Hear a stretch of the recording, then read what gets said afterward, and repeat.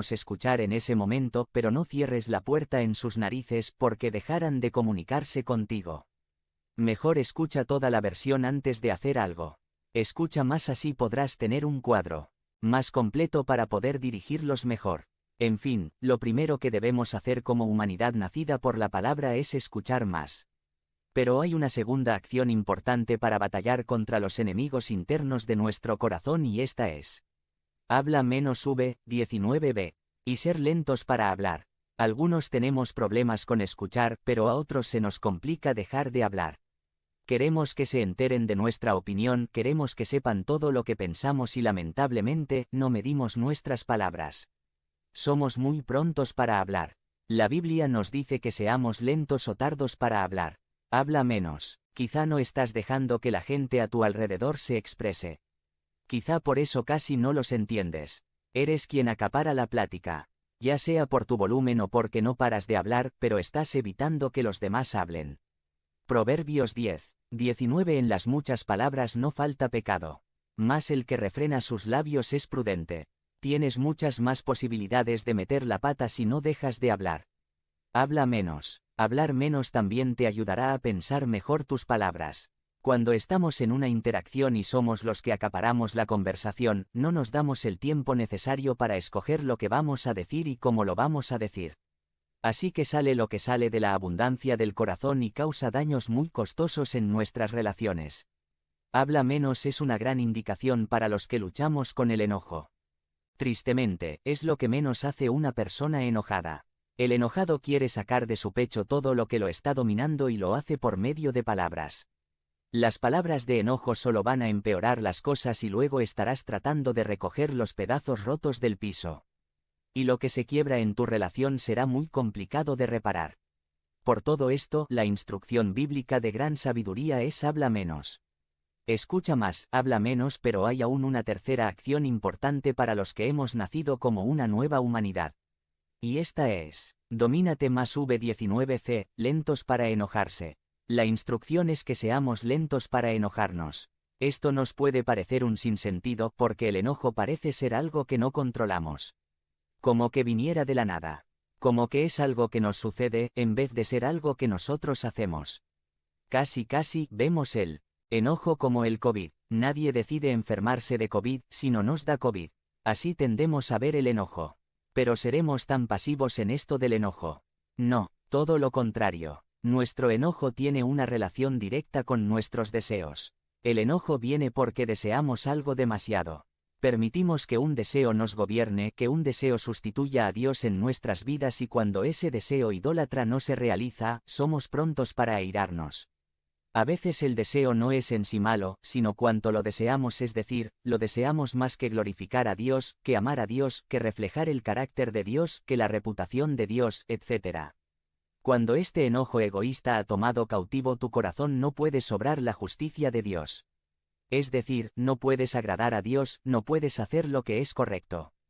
Vas a terminar lastimando, ofendiendo, siendo sarcástico, echando en cara, golpeando, etc. Esto, entonces, requiere dominio propio. Por eso, la instrucción podríamos resumirla como: domínate más.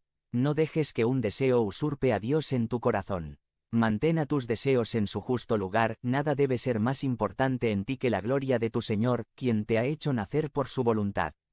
Esto del enojo entonces tiene que ver con estos deseos internos que quieren dominarnos. Por eso Santiago 1:21 dice: por esto, despóllense de toda inmundicia y de la maldad que tanto abunda, para que puedan recibir con humildad la palabra sembrada en ustedes, la cual tiene poder para salvarles la vida. Los hijos de Dios estarán intencionalmente despojándose de esa inmundicia y maldad y estarán recibiendo con humildad la palabra sembrada en sus corazones. Este es un proceso que muestra la realidad de nuestra salvación, al estar siendo santificados para la gloria del Señor.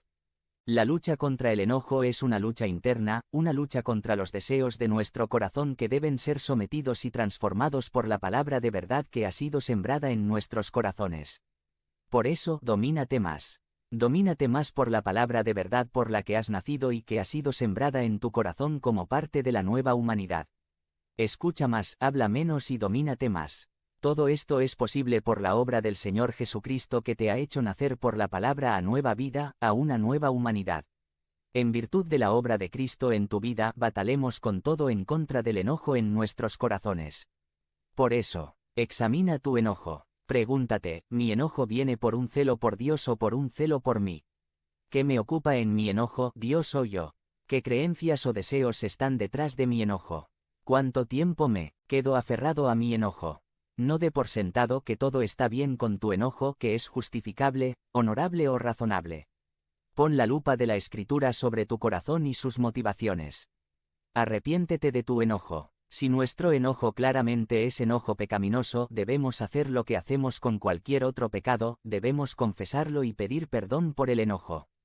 Pide perdón a Dios por tu pecado. Si al mirar atrás ves la estela de destrucción que tu enojo provocó en los que te rodean, ve con cada uno y reconoce tu pecado y solicita su perdón. El enojo es un pecado muy serio. Esto debe llevarnos al arrepentimiento. Esto debe llevarnos a correr a la gracia de Dios por misericordia.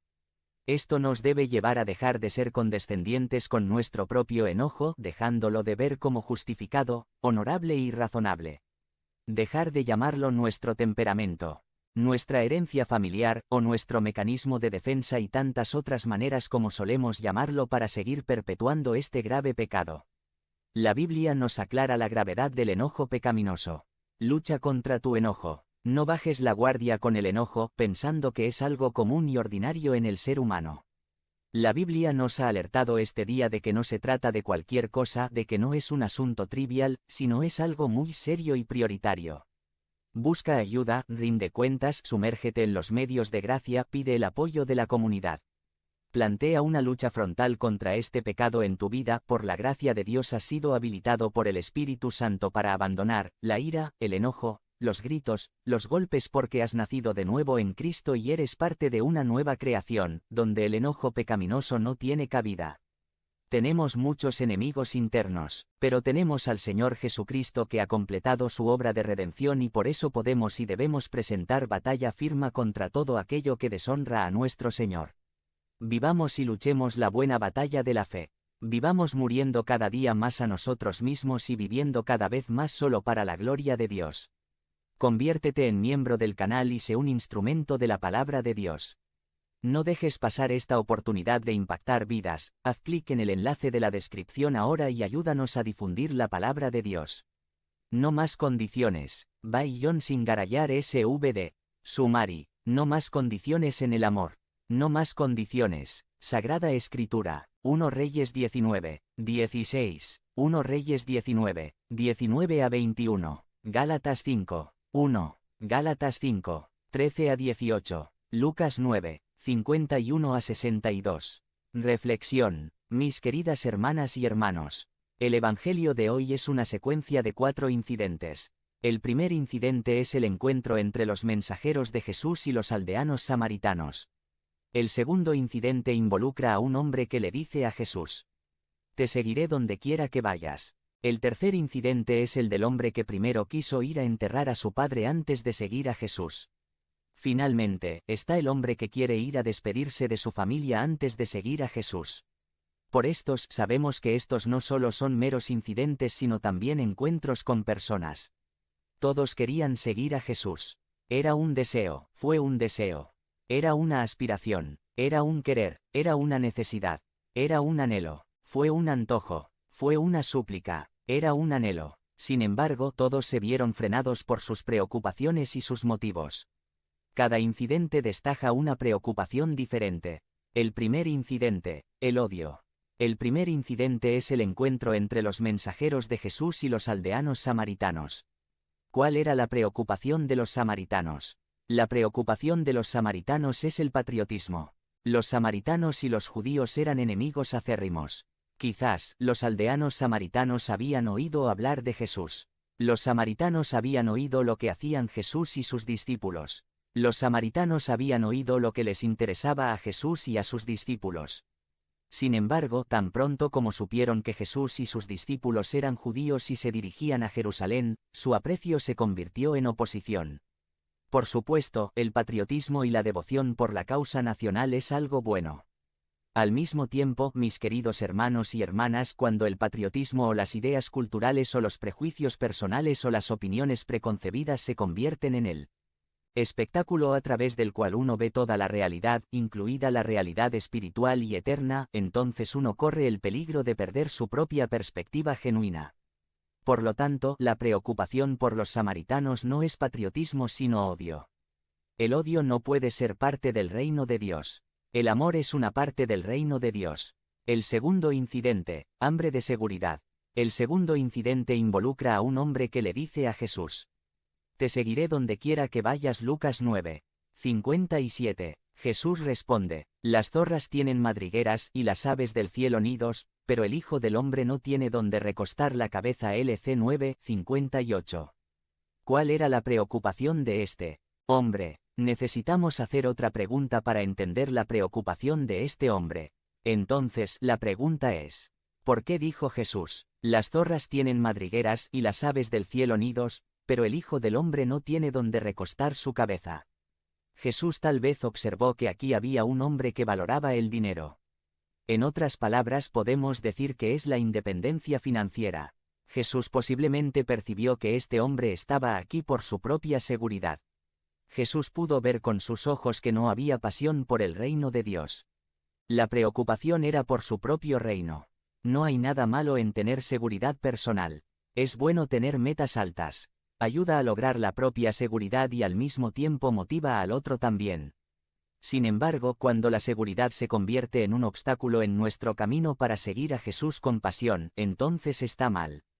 Por tanto, entendemos que la preocupación por este hombre no es la pasión y el compromiso sino la preocupación por su seguridad. Nosotros, como seguidores de Jesús, necesitamos depender de la providencia de Dios en nuestras vidas para establecer el reino de Dios. Además, esta es la manera de testimoniar el reino de Dios. El tercer incidente, la religiosidad. El tercer incidente es el del hombre que primero quiso ir a enterrar a su padre antes de seguir a Jesús. Enterrar a los padres es parte del mandamiento de honra a tu padre y a tu madre. Éxodo 20. 12. Este hombre sigue los 10 mandamientos. Este hombre era de altos principios morales. Este hombre guardó la ley. Este hombre está muy preocupado por sus deberes religiosos. Una vez más, esta es una muy buena virtud. Nadie puede negar que este hombre fue una persona religiosa en su vida y quiso seguir así hasta su último aliento. Pero Jesús dice: dejen que los muertos entierren a sus muertos. Pero id vosotros y proclamad el reino de Dios. ¿Qué dice Jesús? Jesús dice que no debemos permitir que la observancia y los rituales religiosos nos inmovilicen. Los deberes y rituales religiosos nos impiden seguir a Cristo. Jesús siempre está en movimiento hacia nuevos territorios y nuevos desafíos. Jesús nos llama a salir a la periferia rompiendo todas las barreras de nuestra vida para que el reino de Dios esté vivo. El cuarto incidente, enfoque. Finalmente, está el hombre que quiere ir a despedirse de su familia antes de seguir a Jesús. Quiere seguir el ejemplo de Eliseo, primera lectura, que se despide de su familia antes de convertirse en discípulo de Elías. Este hombre tiene altos valores sociales y familiares. Uno solo podría desear que todos los hombres pudieran ser tan sensibles para que sus familias supieran su paradero en todo momento. Sin embargo, ante la llamada urgente del reino de Dios, las preocupaciones sociales y familiares pasan a un segundo plano. Nadie que pone la mano en el arado y mira hacia atrás es apto para el reino de Dios. LC 9, 62. Seguir a Jesús se enfoca en el reino de Dios. No hay distracción en absoluto. Aquí, necesitamos entender que el reino de Dios es amor. Dios nos amó al dar a su único Hijo. El Hijo nos amó al dar su vida por nosotros en la cruz. El Espíritu nos ama dándonos un espíritu nuevo, pasión por seguir y llegar a todos en amor. Nuestro amor no puede girar solo en torno a nuestra propia familia. Es un amor universal, es amor para todos. Es nuestro enfoque como seguidores de Jesucristo. Es el centro del reino de Dios. Estamos en la misma situación que cualquiera de estos discípulos bien intencionados, valorados pero equivocados. Hoy, Jesús nos llama a centrarnos en el amor, en otras palabras, el reino de Dios. Podemos seguir a Cristo incondicionalmente con los términos y condiciones. No podemos seguir condicionalmente. Si podemos seguir incondicionalmente, es posible. El seguimiento incondicional convertirá el odio en amor. El seguimiento incondicional convertirá el hambre de seguridad en providencia de Dios. El seguimiento incondicional convertirá la religiosidad en una relación.